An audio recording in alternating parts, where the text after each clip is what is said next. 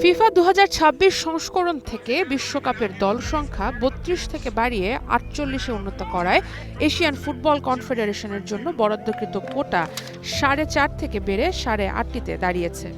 এই সুযোগের অর্থ হল এশিয়ার মাঝারি সারির দলগুলোর জন্য এখন বিশ্বকাপের মঞ্চে যাওয়ার পথ আগের চেয়ে অনেক বেশি প্রশস্ত। বাংলাদেশকে যদি এই সুযোগ কাজে লাগাতে হয় তবে প্রথমেই এশিয়ার শীর্ষ ১৫ থেকে ২০টি দলের মাঝে নিজেদের জায়গা করে নিতে হবে। বাংলাদেশের দীর্ঘ পরিকল্পনার রাস্তা এখনও বংশোদ্ভূত প্রবাসী খেলোয়াড় নিয়ে আসা আর কোচ পরিবর্তন পর্যন্তই সীমাবদ্ধ। বর্তমানে এশিয়ার ৪৭টি দেশের মাঝে বাংলাদেশের অবস্থান ৩৯-এর কাছাকাছি। সেখান থেকে এই লক্ষ্য অর্জন করতে হলে বিশ্ব র্যাঙ্কিংয়ে বিশাল এক লাফ দিতে হবে হামজাদের। সঠিক পরিকল্পনা ছাড়া এটা এখনও বাংলাদেশের জন্য প্রায় অসম্ভব একটা বিষয়। এবারের ফিফা বিশ্বকাপে শুধু দল না, বেড়েছে ফিফার আয়ও, আর তাতে সবথেকে বেশি লাভবান হয়েছে ফিফা ফরওয়ার্ডে থাকা দলগুলো।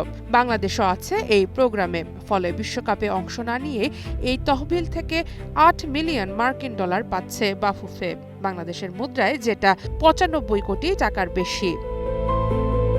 বাংলাদেশকে এই মোটা অঙ্কের অর্থ মূলত প্রদান করা হচ্ছে ফিফার বিশেষ ফ্ল্যাগশিপ প্রজেক্ট ফিফা ফরওয়ার্ডের অধীনে। ফিফার official financial guidelines and annual report অনুযায়ী ২০২৩ থেকে ২০২৬ সালের বিশ্বকাপ চক্রের মধ্যে প্রতিটি সদস্য দেশের জন্য মোট $8 মিলিয়ন পর্যন্ত ডেভেলপমেন্ট ফান্ড বরাদ্দ রাখা হয়েছে।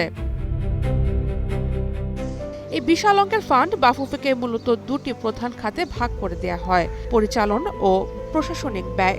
এই ফান্ডের মধ্য থেকে প্রতি বছর সর্বোচ্চ $1.25 মিলিয়ন প্রদান করা হয় ফুটবল বোর্ডের দৈনন্দিন প্রশাসনিক ও পরিচালনা ব্যয় নির্বাহের জন্য। দ্বিতীয়ত, দীর্ঘমেয়াদী ফুটবল প্রজেক্ট। ফান্ডের বাকি $3 মিলিয়ন দেয়া হয় সুনির্দিষ্ট ও দীর্ঘমেয়াদী ফুটবল প্রজেক্টের জন্য, যার মধ্যে আছে খেলোয়াড়দের উন্নত প্রশিক্ষণ সুবিধা, যুব একাডেমি তৈরি, দেশের তৃণমূল ফুটবল ও নারী ফুটবলের মান উন্নয়ন।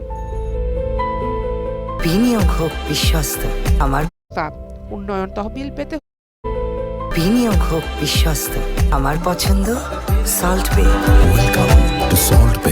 তবে এই অর্থ ছাড়ের ক্ষেত্রে কঠোর শর্ত ও নজরদারিও করবে ফিফা।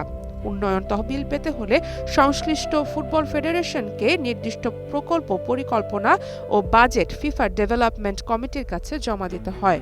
প্রকল্প অনুমোদনের পর ধাপে ধাপে অর্থ ছাড় দেওয়া হয় এবং অর্থের যথাযথ ব্যবহার নিশ্চিত করতে হয়। প্রতি বছর আন্তর্জাতিক স্বাধীন অডিটরের মাধ্যমে অডিট পরিচালিতও হয়।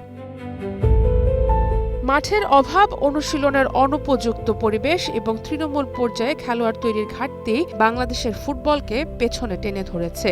১৯৯২ সালে জাপান যখন জে লিগ শুরু করে এবং শতবর্ষী রূপরেখা ঘোষণা করে, তখন তারা অনূর্ধ্ব ১২ থেকে অনূর্ধ্ব ২১ পর্যন্ত নিরবিচ্ছিন্ন লিগ কাঠামো তৈরি করেছিল। জাপানের এই পরিকল্পনা বিশ্বকাপের মাঠে কিভাবে প্রতিফলিত হয়েছে সেটা পুরো বিশ্বই দেখেছে। এশিয়ান কাপের ড্র হলো বৃহস্পতিবার। সেখানে উত্তর কোরিয়া, দক্ষিণ কোরিয়া আর মিয়ানমারের কঠিন গ্রুপে পড়েছে বাংলাদেশ নারী দল। নারী দলের জন্য এই গ্রুপ থেকে উঠে এসে চমক দেখানোর সম্ভাবনা প্রায় নেই বললেই চলে। ফলে আরও একটা শিক্ষণীয় টুর্নামেন্ট ঝুলিতে যোগ হতে যাচ্ছে পিটার বাটলারের দলের। এরপর নভেম্বরে এবারের পুরুষ সাফ আয়োজন করবে বাংলাদেশ। হামজাদের নিয়ে এই টুর্নামেন্ট থেকেই নিজেদের দিন বদলের নতুন অধ্যায়ের শুরু করতে চাইবে বাফুফে। সার মাহবুব, স্টার প্লে।